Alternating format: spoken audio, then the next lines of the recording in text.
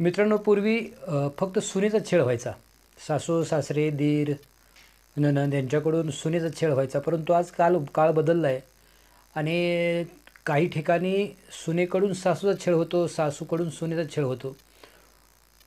मला या वेळेसाठी सांगायचं आहे, की खरं तर जेलमध्ये महिलांचं जीवन कसं असतं.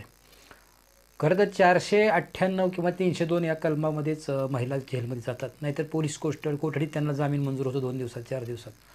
परंतु मोठी केस जर असेल, की त्या 498 किंवा 302 या अशाच केसमध्ये त्यांना जेल प्राप्त होते आणि जेलमध्ये गेल्यानंतर त्यांची जी चेकिंग होते, ती चेकिंग अशी जीवघेणी असते, की ही महिलांना माहीत होणं गरजेचं आहे. ही चेकिंग माहीत झाली किंवा जेलमधलं महिलांचं जीवन कसं असतं हे माहीत झालं तरीसुद्धा महिला गुन्हा करणार नाहीत.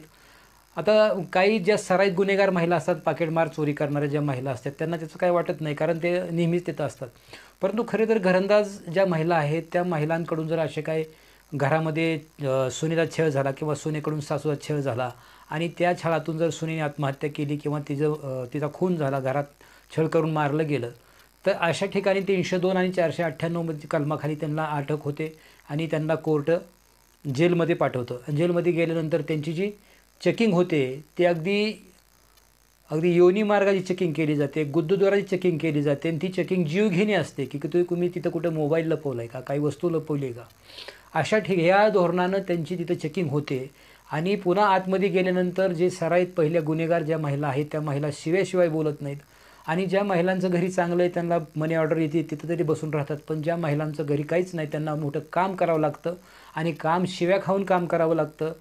टॉयलेटची सोय तिथं अजिबात नसते, त्याला दरवाजे नसतात आणि मागं भली मोठी रांग लागलेली असते आणि त्यांना नको ते काम करावं लागतं. संडास साफ करावं लागतं, झाडून करावं लागतं, स्वयंपाक जे काय प्यायचं पाणी भरावं लागतं आणि तिथंच टॉयलेट असते, तिथंच पाणी भरायची सोय तिथंच असते. आणि जर महिला काय एखादी गरोदर असेल तर तिला 2 महिने जर तिला जन्मठेप सजा लागली तर मुलगा जन्माला घालण्याच्या अगोदर 2 महिने तिला सुट्टी दिली जाते, पॅरोलवर तिला सुट्टी दिली जाते आणि पुन्हा मुलासहित तिला तिथं पुन्हा जेलमध्ये टाकलं जातं आणि त्या मुलाला 6 वर्षाचे होईपर्यंत मुलगा तिथंच सांभाळावा लागतो. म्हणजे ती आई काय कळवळत असेल, की 6 वर्षाच्या मुलाला अशा गहाणीत घेऊन बसावं लागतं. ह्या गोष्टी कल्पना मी का देतोय, की कमीत कमी एवढं ऐकल्यावर तरी महिलांनी कधी असा गुन्हा करू नये किंवा घरामध्ये सासूनी सुनेला, सुनेनी सासूला किंवा नंदेनी भावजाईला, भावजाईनी नंदेला असा छळ अजिबात करू नये आणि छळ करून तुम्ही गुन्हेगार म्हणून जेलमध्ये जाऊ नका, म्हणून मी तो व्हिडिओ करतोय.